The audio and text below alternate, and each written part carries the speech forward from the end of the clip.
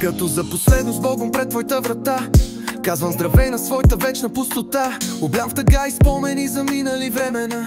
Търсиш, купнеш да се скъси тази далечина. Спомени в пожар ще изгорят по принуда. Не се опитвай да ме разтопиш простуда. Късно е да се прероди в корема пеперуда. Закупи ми едно посучен билет за Бермуда. За теб съм нечакан гост на празничен пост, опънат на кръстовен лост над горящ мост. А твоите очи с поглед на светица мила остават като спомен на царица Нила. А все по-страшно пада нощ над нас. Чертаят мрежи прилепите в мрака.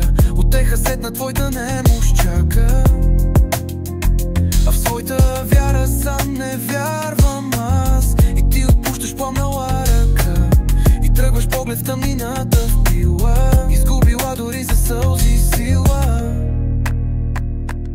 Аз искам да те помня все така.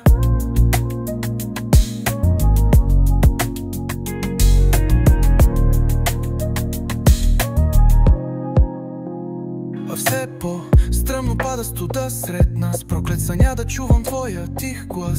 Lucid dreaming, обиколки по целия атлас. За пореден път запалвам последния фаз, мислейки си как се справиш сам сама. И как не си сама, и как живееш в драма. И как живееш в отчаяние, а не като дама. И ти ли усещаш мен до теб духом двама? Защото Бог чува всяка една молитва моя, да даде в ръцете ти всяка една мечта твоя. Когато дявола пак ти се появи на вратата, да си спомниш с кого виждаше светлината. Да си спомниш с кого си истински щастлива.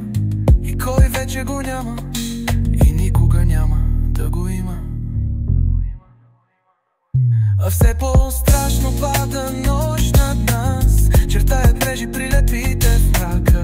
Утеха сетна твоята немощ чака.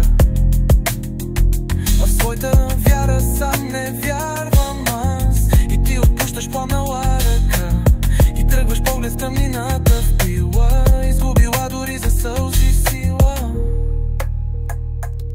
Аз искам да те помня все така. Когато дявола пак ти се появи на вратата, да си спомниш с кого виждаше светлината. Да си спомниш с кого си истински щастлива. И кой вече го няма и никога няма да го има. Но повярвай, той ще те помни все така.